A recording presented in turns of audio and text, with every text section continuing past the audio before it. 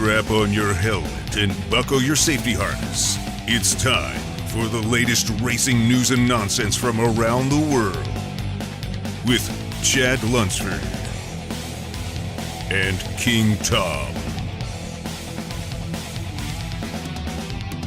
Share this podcast for your chance to win a free pizza from Louis Grill and Bar. Ladies and gentlemen, coming to you live from 616 Studios in South Oklahoma City, the Racing Update.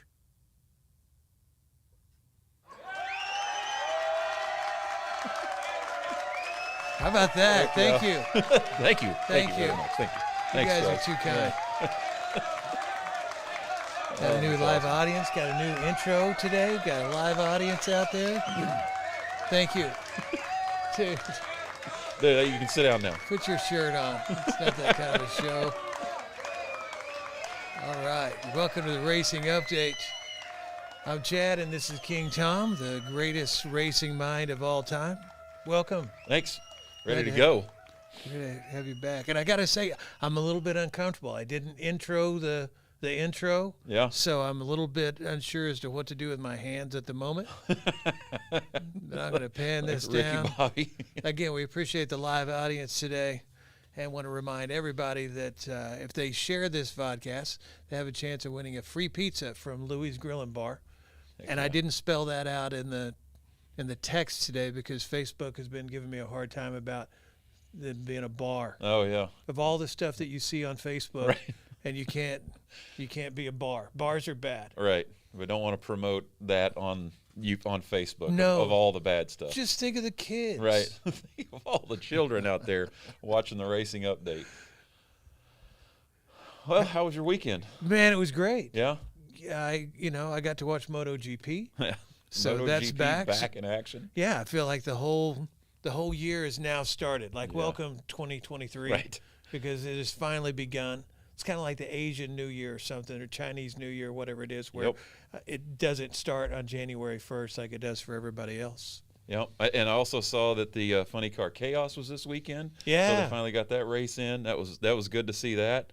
So, yeah, I feel like 2023 is officially here when we've got Funny Car Chaos and MotoGP all rolling downhill. It's going to be a great year. I can't believe it, man. I can't believe it's already March and it's here, and we've got one in the books and lots of excitement to talk about. Yep. Of course, Marc Marquez is back in action. He went from hero to zero in Portugal I saw over the weekend, man. He straight ran over somebody. Yeah, which Not is good. hard to explain. Right.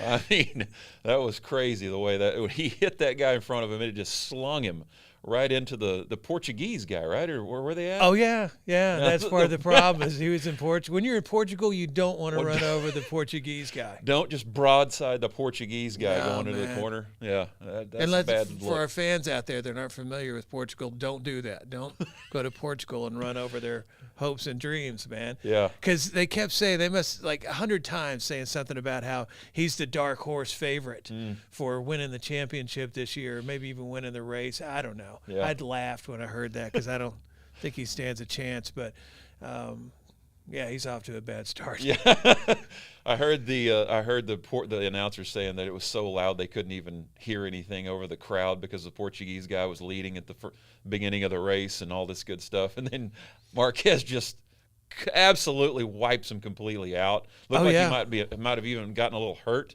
during the accident. So that's not a way. Is there a Portuguese necktie or something that goes on down there? And I don't know. There is now. Okay. I'm sure they're putting something together over there because they're not happy at all, man. Marquez better watch out for that Portuguese necktie. Dude, it was so bad that, and it's customary in MotoGP for riders to go down to the paddock or whoever they just crashed out and apologize. Like if it's their fault, Right. they'll, once they come out of the trailer and change clothes or something, they'll walk down there and be like, "Hey, dude, my bad. Yeah. Sorry about that."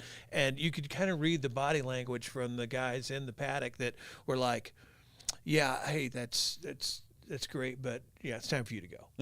Like they didn't want to hear it, man. It's too soon, I Yeah. guess, Not for those guys. if we weren't in Portugal, we'd be okay. But we're in Portugal. You did that to us. Thanks, You're in buddy. Portugal today, pal. And Right. that's bad, a a bad bad deal. thing. And it's really a sad deal because, and I say sad deal, it's a bad deal because I like Marquez. I think he's a hell of a rider. I've seen Yep. him do some amazing things. And he crushed everybody's track record for single laps on qualifying day where, like, can you imagine setting a new track record? So you lay down a new fastest time ever, like you're the fastest guy ever, and then like 45 seconds somebody beats that time and takes that record away from you. Like you didn't even get back to the garage to high-five your crew and somebody else beats it. Wow. And then within another minute and a half somebody else beats it. It must have gone through 5 different riders for new single lap track records there until Marquez crushed everybody during qualifying and set a new track record that's like a second and a half faster than last year's pole position time. Wow. So, yeah, that's a lot. I mean, it Yeah. doesn't seem like much, but No. at 200 miles an hour, that's a long distance. Yeah, that's a long way on the track. So he set the new track record and is on top of the world in pole position for what is now basically like 2 races. Now you have a Saturday night sprint race, and then you have Sunday's big race. So Saturday night is half the distance, and it's just another race for points. Like the top 9 people get points, and everybody else is left out. And then you still have the race. So qualifying is for the sprint race and Sunday's big race now. So he set the record and got the pole position on Saturday, but then he didn't do quite as well when it came to the actual sprint. Bagnaia ended up winning. Your boy Bagnaia bagged the win in the sprint, followed by Martin and then Marquez. So Saturday wasn't a bad day. Third's not bad in that kind of lineup. It was pretty close. Then I've even got it written down here, just smashing into Oliveira, which I think technically, as he was coming into that corner, Martin had his leg out. Have you seen him where they kind of put their leg out when Yep. they're about to turn? Yep. It kind of puts some physics on the bike, so it kind of puts the bike in position to make that turn. Yep. And he had his leg out, and I think that kind of threw him off a little bit. He's trying to not to run right into his leg, and when he did that, he smashed into Martin just a little bit, and then it was all, just Yeah, he was out of shape. broads. Yeah, it was, and he was going fast, and of course everybody's mad, and it was like the second lap, so they really didn't even get to enjoy their hometown boy doing well. And the final results was Bagnaia, then Vinales, and Benzecchi, which is awesome because we're starting to see kind of a mix-up of all the riders and, Oh, nice. and the manufacturers. Yep. With Vinales, he's on the Aprilia, so that's kind of a up-and-coming brand that, they've been around forever, but they're really starting to get some results. He had a falling out with Yamaha last year, and basically they fired him in the middle of the season. I think he was totally cool with it, and it looks like that's maybe for the best for him because he did really well. Then Bezzecchi, he rides for Valentino Rossi's VR46 team. He's riding a Ducati, but that it's good to see new blood in there. Yeah. Wow. Basically, you had great performances by everybody. Ducati's the fastest bike on the track. They did really well because there's a long straight there, and A lot of speed. Oh yeah, and they kind of eat everybody. So that's kind of the equalizer. If they're a little bit behind, man, they're going to catch up to you on that long straightaway. Yeah. Jack Miller, he moved over to KTM, and he had a great day or a great weekend. He did really well. He fell a little bit short on race day, but hey, man, it looks like he's found a landing place there at KTM and is doing really well. Then you had some crashes. You had Paul Espargaro crashed out on his gas. He crashed on his gas, Tom. He's suffering from a broken jaw and bruised lungs. Yikes. And everybody's mad at the gravel. They're saying they need smaller gravel because the bike travels too far on that bigger gravel, and that's what was the cause of the I don't know about the jaw, but certainly that could bruise some lungs on you. Yeah. Then Bastianini's out for 3 weeks for his broken shoulder that he suffered on during the sprint race. And then Marquez, we just talked about his crash. He's going to be out for Argentina because of a hand surgery. So Oh, wow. it was a pretty rough weekend for some of the riders, but it's good to see things get up and running. Wow. Yeah. A whole Bagnaia full of updates right there from Yes. MotoGP. And we're racing again this weekend in Nice. Argentina. They're Nice. crossing the big pond during the next few days, and which I assume is probably being flown over right now. Yep. And so we get to do it all over again. That's awesome. Then in Moto 2, that's just Moto 1. I'm Oh, not even no. done. Moto 2, my boy Pedro Acosta just destroyed everybody, man.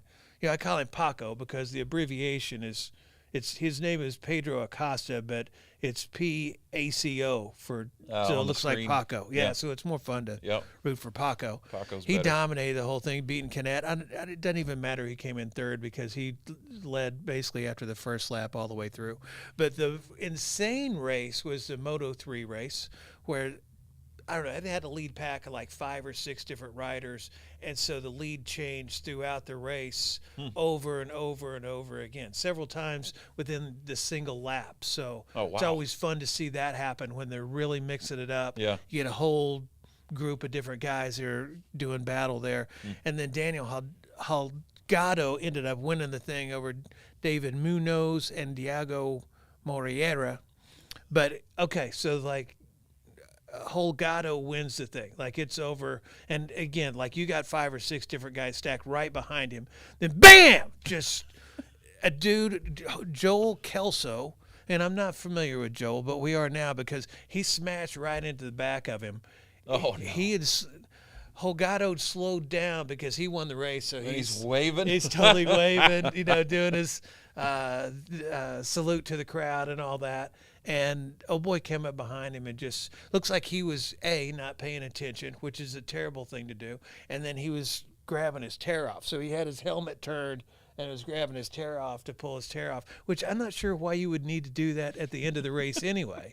Right. But made for a bad combination. So he Wow. smashed right into the guy that won the race. And then of course he's laying down on the main stretch there because there's always big grandstands and stuff right in front of that main stretch where the finish line is. So they had to clean him up right there in front of pit row. Wow. So that was kind of That's an a bad exciting look. end too. So that's a bad way to make your name. Can you imagine what it would be like to get back to your garage, to see all the guys there and like what would you expect for them to say? Like, good race, stuff like that isn't happening. No. They're going to get straight to the dude. Yeah. What were you thinking? It was over. Like, you crashed after the race. Like, the whole thing was done, and then you cost the team a whole bunch of money. Way to go. So, like Days of Thunder. Go out there and hit the pace car. Exactly. That would have been a rough meeting there in the paddock after that race. But congratulations to those winners and those placers. It was a great weekend for racing. And, again, they're going to be back next race in Argentina this weekend. Nice. Well, I've only got a couple of updates from the World of Outlaws. It was awesome this weekend to see Buddy Kofoid, from Chili Bowl and all the midget racing. He's been in Oklahoma multiple times racing and winning here. He got his second World of Outlaws win this weekend, racing, Way to go, buddy. racing with Brad Sweet and David Gravel and all the big names It's in tough the to World of do. Outlaws. That is a really hard thing to do, is win in the World of Outlaws. So it was awesome to see him do that, and Rico running in the top 5 both nights. So it was really cool to see those guys doing their thing in the World of Outlaws. And then Brad Sweet wins on Saturday, and that was his 80th win as in the World of Outlaws. This guy is in the conversation of the top 5 of all time for sure with that many wins. It's a bunch of wins. Yeah, and he's up there in the conversation with Kinzer and Swindell and all the rest of them at this point. Nobody will ever be in the conversation with Kinzer as the greatest of all time, but it's really cool to see somebody dominate like Brad has for that many years. He races with Casey Kane's group. Really good to see him doing it again this year. They've made some major tire changes. Like the tires are completely different this year from last year.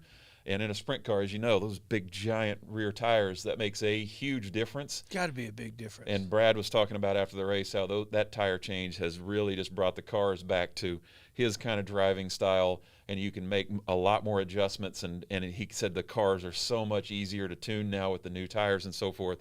So it's really, really neat to see those World of Outlaw guys a lot more comfortable with the tires they have this year than last year. Because last year it was quite the controversy with Hoosier, and this year it looks like they figured it out a little bit. So that's great. That yeah. means we'll have better competition, a lot faster times. Yep. And They are flying too, man. They are They are absolutely flying. That was actually the 4th quickest race in the history of the World of Outlaws. Like the whole race, it was the 4th shortest race of all time. So that was a really fast race. Wow, because they're faster and I assume less wrecks. Yep. There wasn't as many cautions and less downtime. So if you're going to a World of Outlaws, you're going to see a 40-lap feature, and it is going to be action-packed. There was a lot of lead changing and a lot of strategy. These guys making adjustments to their cars in the car. They've got adjustments they can make in the car. So wing changes and things they're changing inside the cars are really, really good action this weekend. So, and then they're at my favorite dirt track of all time this weekend at Devil's Bowl. I was just going to ask, Devil's Bowl? Devil's Bowl, baby. Gosh, I wish I could go. So that's going to be a great race this weekend. If you can make it out to Devil's Bowl, go see the World of Outlaws. You will not be disappointed. It'll be a great time. So, now, are they going to be coming to Lawton again this year? I don't know. I haven't looked at the schedule. I would assume Lawton is back on there, but we need to check that next week. We're going to have your Lawton Devil's Bowl or your Lawton World of Outlaws update. So. Every time I think about the World of Outlaws, I think about how it's a shame that they're not at the fairgrounds anymore. Yeah, I know. That was such a big event, perfect venue. And I don't want to cry about it because I know that's over and done with for years now. But for the dirt track racers out there, they're all like, dude, you're exactly right. Pour one out for your homies today in remembrance of the World of Outlaws at the Oklahoma City State Fair. Gosh, that big half mile was... Pour one awesome. out or throw a funnel cake on the ground or something for your homies. That's right. Because that was an annual Pour out tradition. a little powdered sugar for your homies. That's right. And then there was another big thing this weekend. I know you're a huge fan of bass fishing, and I know that you would say, what the heck does bass fishing have to do with racing? But what does bass fishing have to do with racing? Okay. Well, I've got the perfect example of why I think bass fishing is in general, it's just a race to see who can get to the fish first in their bass boats. And I've got a little sample here to play to let you listen to this guy. Roll that beautiful fish footage. Best part about my day was I run that PHX Phineas. I passed me 6 of them going down, son. I was reeling them in. I had old flashbacks of Dale Jr. I was cutting corners in behind them islands. I said, if I'm going to hit a stump and go to heaven, I'm going to be in a hurry when I get there. I just hope they biting at the pearly gate, son, because I had her skint back all the way. I told that guy, I said, if you ain't rubbing, you ain't racing, and if you ain't trying and cheating, you don't lose anyway. Let's go. He said, you ever run this before? I said, nope, don't want to do it again, but this morning it felt like a good idea. So I got a good idea for y'all. Let's start a lottery. I see you got a lottery down here. We need to start a lottery. Raise a whole bunch of money. It's like real. 8 foot. Cut all the stumps off. Put them on the bank. We have a nice Let's just turn that off. I think that's best, but I just had to point out, I can't get enough of that guy talking about how he had him skint back, and if he was going to hit a stump, he was going to go out in a blaze of glory, and Rubbin's racing and Dale Jr. and telling you. Ever since they legalized weed, man, it's really given some great interviews. It really has. Thanks to the G-Man, by the way. If you want Thanks, a little break today, for that audio. Just go out to TikTok and search G-Man. You will not be disappointed. That guy is a hoot. I don't even know where to begin on that deal, man. It just comes down to bass fishing is all just an excuse for you to be in the fastest bass boat on planet Earth and race to whatever fish you can get to the first. That should be the competition. That should be the deal. Like, you want to impress me, cruise out there and be the first one to catch the fish and be back. I don't care how big it is or whatever. Just go to your honey hole as fast as you can. And there should be like a radius. Like, you have to get a certain distance from the starting line or whatever it is. Yeah. And then be back, and that's how we determine the winner. Well, I think we're onto something. I think the Feigning Goat Speed Fishing Classic is going to be an instant hit out at Thunderbird. I can't believe there's even a contest, let alone sponsors and stuff like that. And hey, all due respect to my fishing friends and whatever. And maybe someday I'll want to do that. Yeah. Like golf. Maybe someday I'll have time to want to do that. Slow down enough. But I doubt it. I don't see it coming, man. I got stuff to do. we got too much racing to be involved in bass fishing, is what you're saying. My friend Jeff Thomason, he hates me because I won't even watch his pole. If he's like, hey, man, can you watch this so I can go over here and get a beer or something? No. Dude, I can't believe he won't even watch my pole. Like, if he's watching, which I doubt that he is, but if he were to see this, he would be agreeing with me. Yeah, I hate you because you don't watch my fishing pole. He's upset with your inability to watch a fishing line. Well, why should I have to watch somebody else's fishing pole? It's like, That is his hey, responsibility. man, keep an eye on my glass of water. Yeah. Because, I got something really important to do, and it doesn't make any. And I'm not going to do anything. Like, what am I going to do if something happens? I want to watch your whole setup go in the water. If it gets pulled in, it gets pulled in. Yeah. It's not my deal, man. That's your deal. That's kind of how I feel about it. Well, now Again, I know. all due respect. Now I know not to take Chad fishing. That's good. Yeah, you won't be taking me fishing. Okay, good. But I just had to share. Bass fishing is all of it. Everything is just an excuse to go racing. Speaking of racing, NASCAR. You want to talk about NASCAR? I saw where Tyler Reddick, Kyle Busch, and Bowman were the 1, 2, and 3 on Sunday's race. Yeah. I saw a little bit of that. I didn't watch the race, but I did see some highlights. And I guess the big deal was that Kurt Busch's car, Tyler Reddick won one for Kurt since Kurt had to retire because he got a concussion.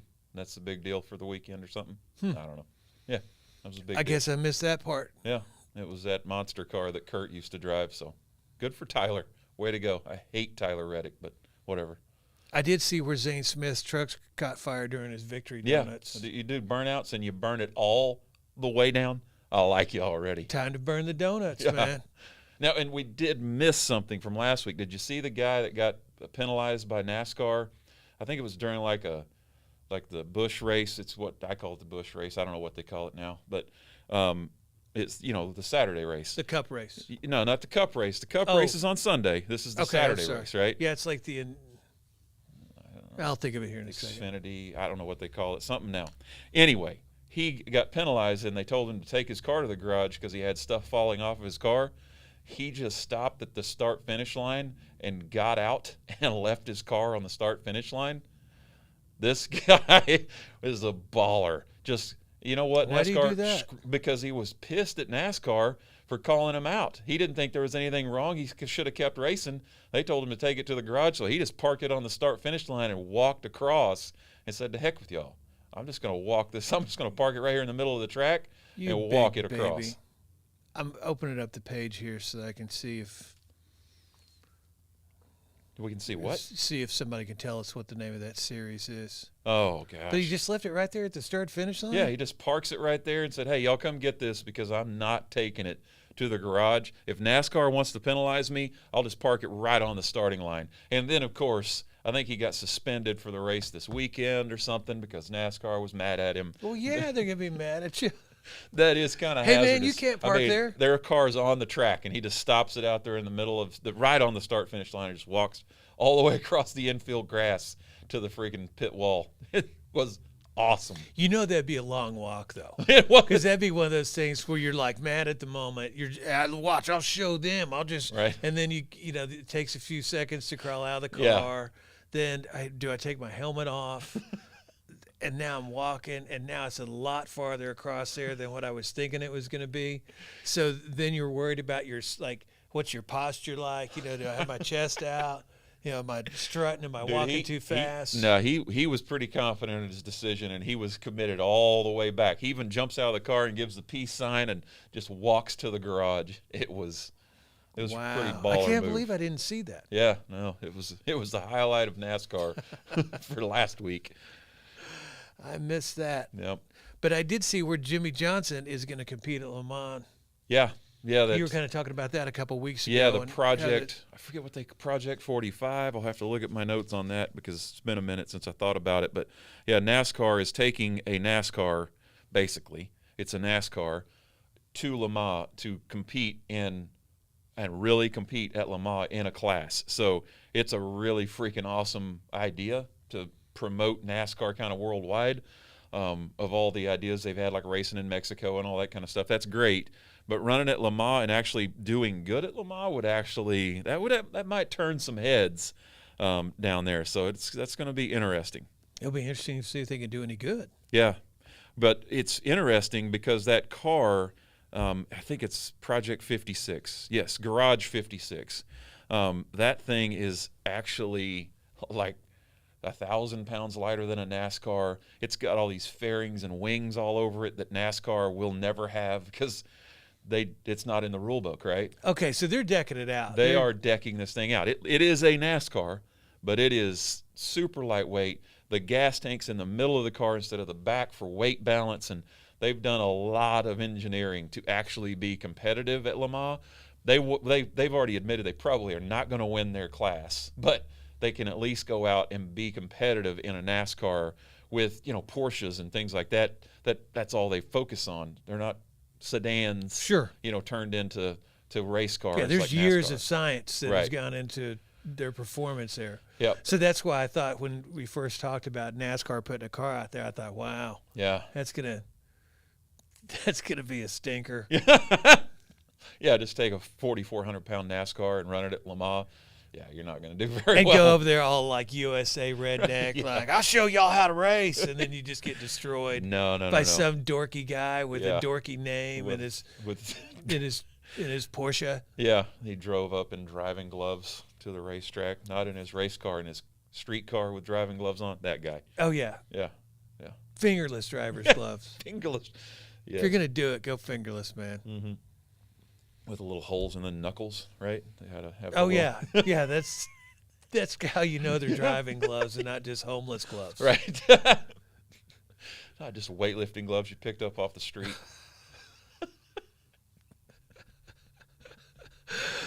Oh, that's awesome. Yeah. Well, the big truck show is coming to Texas Motor Speedway this weekend for the Camping World.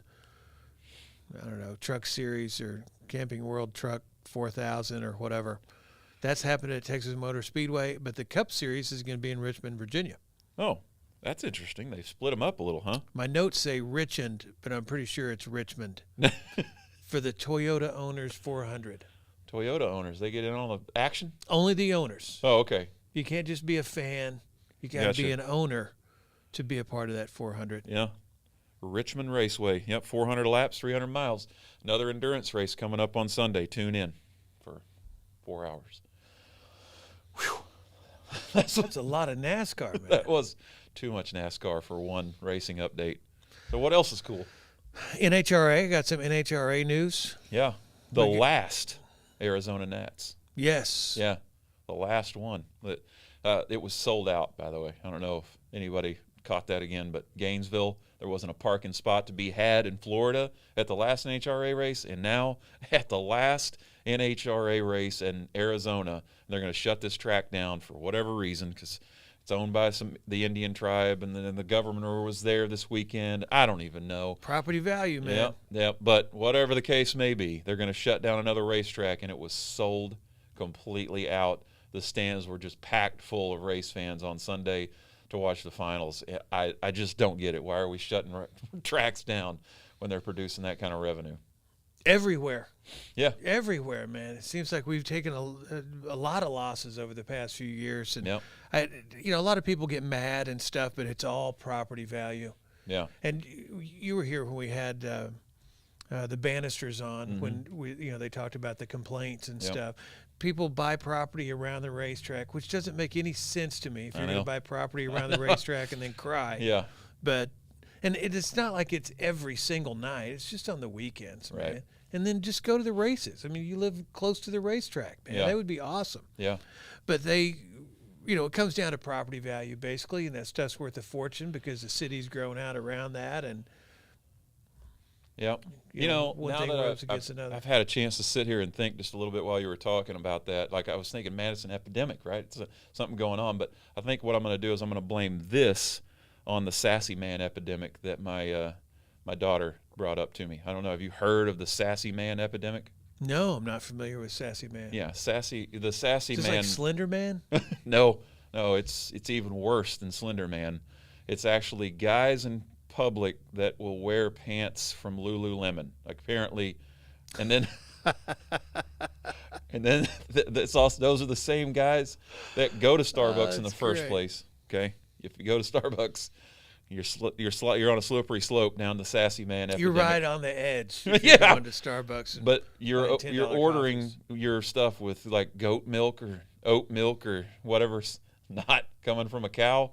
Yeah, those guys. And apparently, if on the internet, another thing for you guys to look up on the internet today, the sassy man epidemic. But be careful. Don't fall into that trap.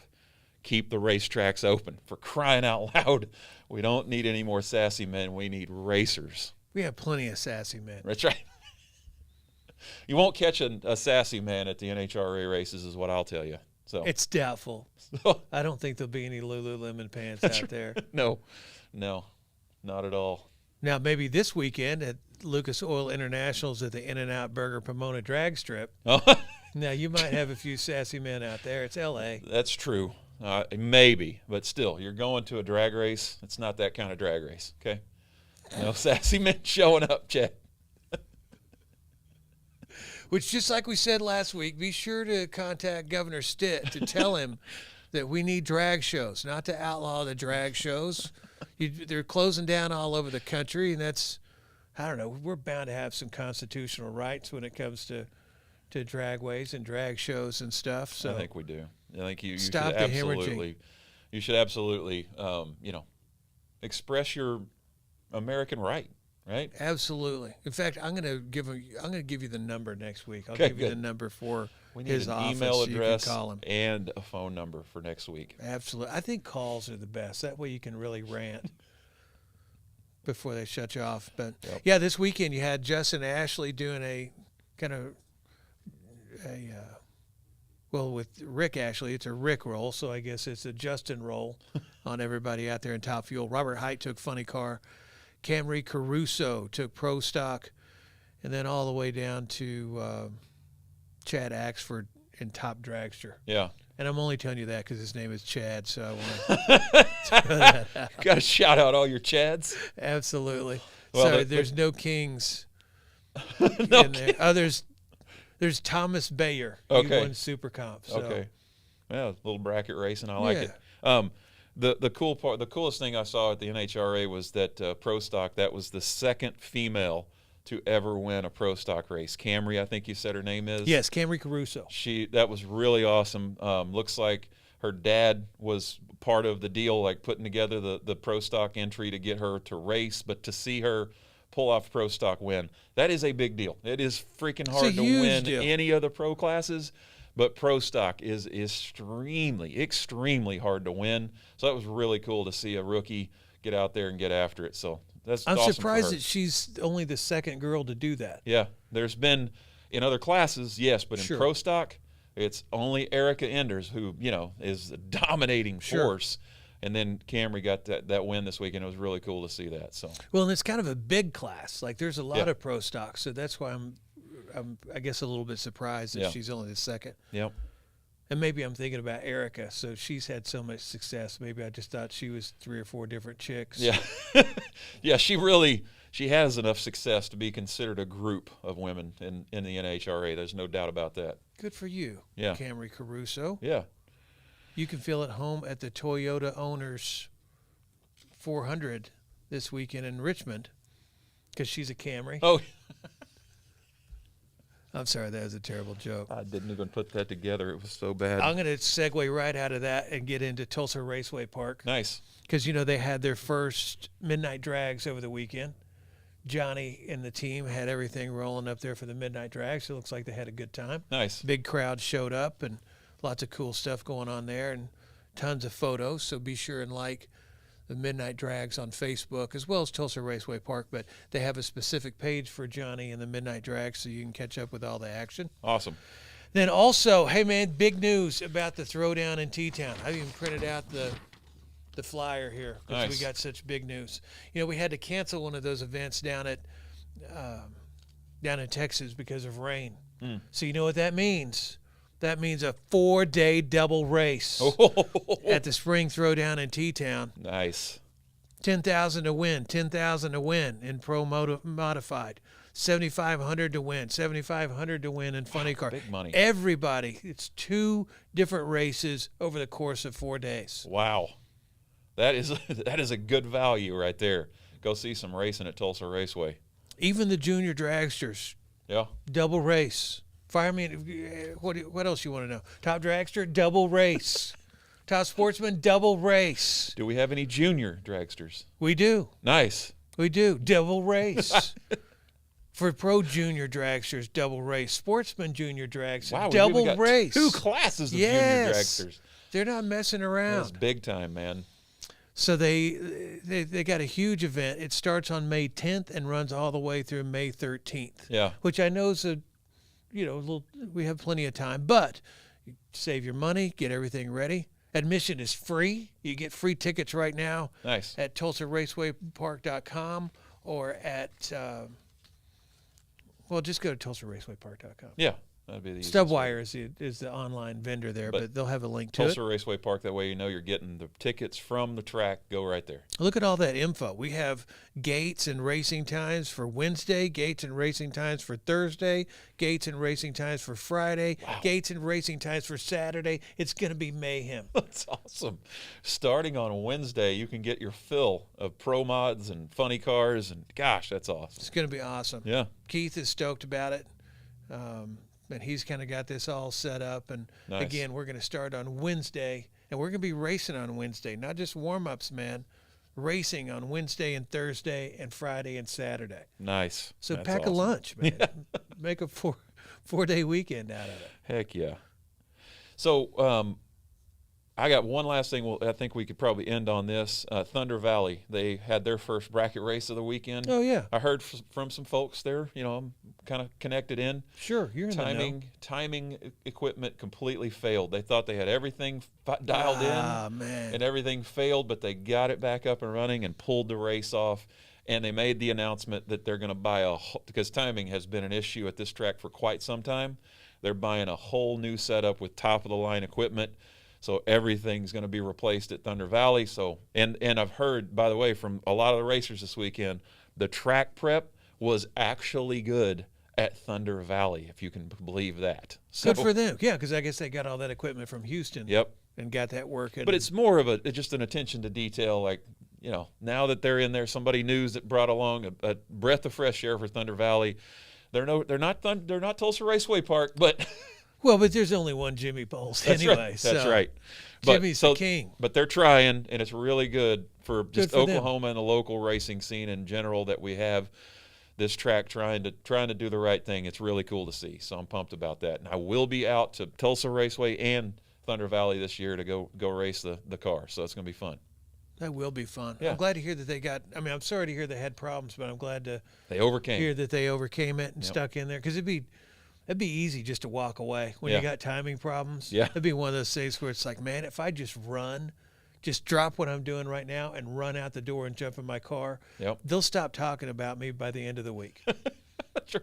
Where if I stay here and try to fight it out, they might talk about me forever.